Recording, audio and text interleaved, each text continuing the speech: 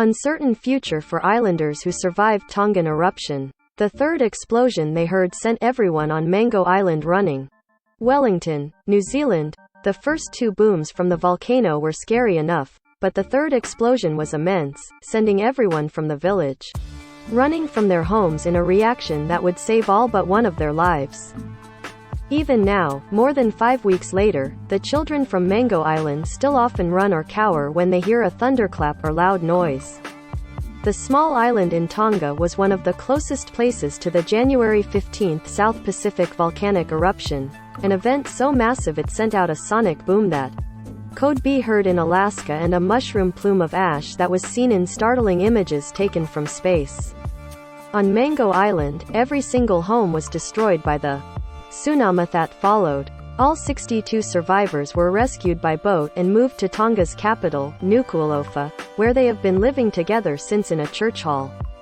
Most of that time the YVE been in lockdown after Tonga experienced its first outbreak of the coronavirus. Two of the survivors described their experiences and uncertain future to the Associated Press in an interview that was translated by an official from the Tonga Red Cross. Sione Vilia, 52, said Mango Island is the prettiest place he knows and nothing compares to it in all of Tonga.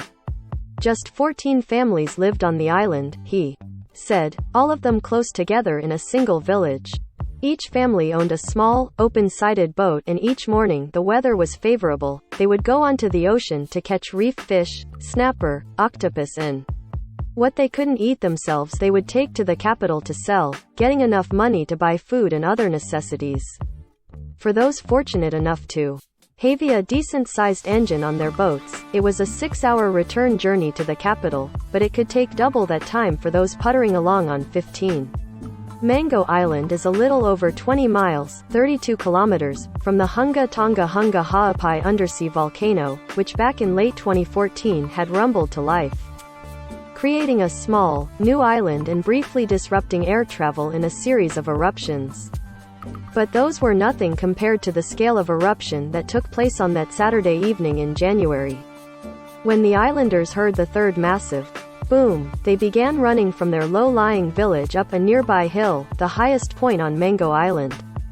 There was no sign that there was going to be a tsunami, but our gut feeling was we needed to get up to the top, because we weren't sure what was happening, Vilia said. As the island's appointed town officer, Vilia checked to make sure everybody was gathered. He noticed one family was missing. Another survivor, 72-year-old Sulaki Kafoika, who goes by the name Halapeni, or Talking Chief, a title bestowed upon him by Tonga's king, said that once he got to the top of the hill, he looked back. He could see waves crashing over the tops of their houses. Had never experienced anything like it in his. Vilia scrambled back down the hill and saw the wife, 2 daughters and son of a 65-year-old man coming up. The man was gone, taken by the waves. He was the first victim of the tsunami, Vilia said, because he died right then, as they were trying to get up to the top of the island. 2 other people elsewhere in Tonga also died from the tsunami, including a British national, and a 4th person died from what authorities described as related trauma. The tsunami crossed the Pacific Ocean to Peru, where it caused an oil spill and 2 more people drowned. On Mango Island, night's darkness quickly followed the tsunami as the villagers remained huddled at the top of the hill. Throughout the night, the men held blankets above the women and children to protect them from the ash and small volcanic rocks that were pelting down.